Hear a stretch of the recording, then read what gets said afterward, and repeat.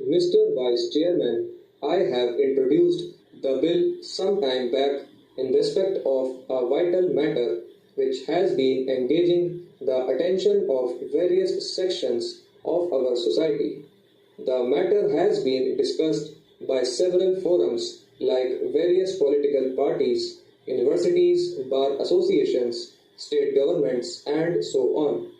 The matter is regarding what should be the relationship between states and what should be the relation between the center and the states in our polity.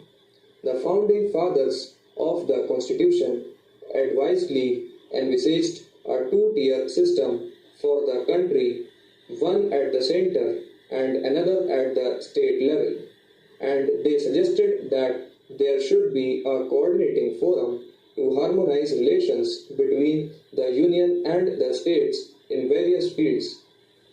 India is a very large country and a centralized administration is not compatible with the diversity or the efficiency needed for such a vast country like ours. Article 263 was thought of as a way out to coordinate and harmonize the relations between the center and the states and between the state themselves. Unity and diversity were accepted as natural in a situation like ours, and they provided a device, mechanism, and apparatus to deal with situations which may lead to conflict or controversy between the states and between the Union and the states. Mr. Vice Chairman, India has been divided and divided in the past. The problem of unity was a major concern. At the same time, how to protect the autonomy of the states, the regions, was also important. That was uppermost in the minds of the constitution makers. So, Article 263 was brought in deliberately for this purpose. The constitutional arrangements envisage division of powers between the states and the center.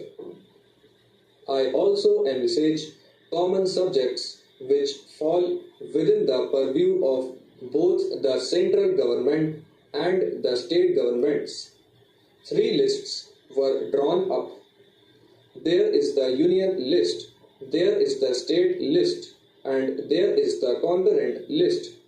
But while working this arrangement in the last 4 decades, there has been persistent tendency of over-centralization of power, concentration of power in the union government.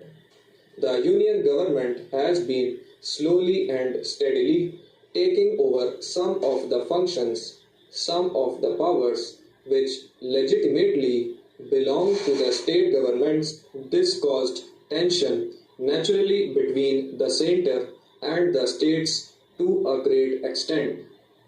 Some of the devices which were introduced to sort out the problems were merely ad hoc in nature. There was no comprehensive method by which the problem of union and state relations was resolved. For instance, in 1952 itself, there was a council dealing with health. Later on, there was a council dealing with local self-government. Further, there was a body to deal with sales tax. These steps were ad hoc in nature.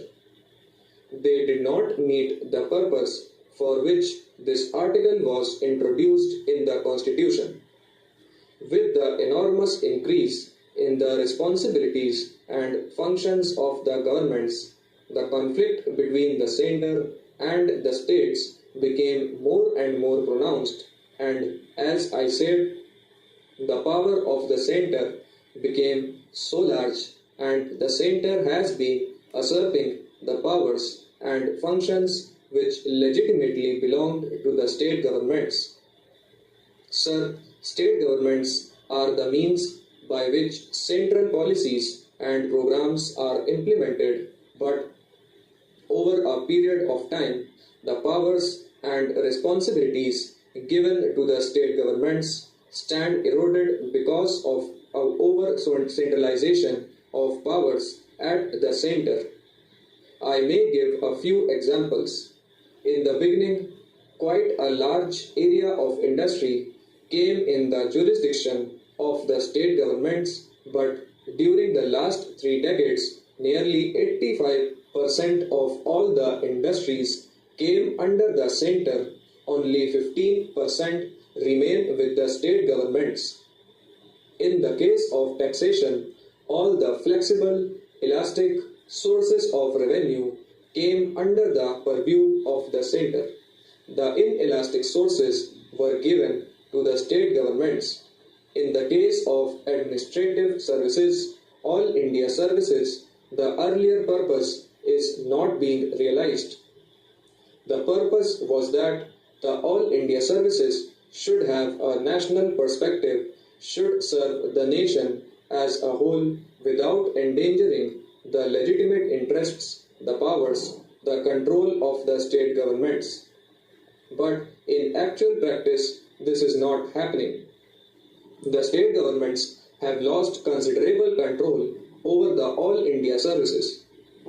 They cannot enforce discipline over them, and the All India service personnel working at the state level in a way are a law unto themselves. The state ministers and the government at the state level have become powerless to deal with the All India services which are functioning within the state. Take again fiscal matters. The government of India has assumed enormous powers to dole out its assistance to various state governments in its discretion. The discretionary power of the center has increased enormously in giving grants, in giving assistance to the state governments at its will. No norms have been drawn up.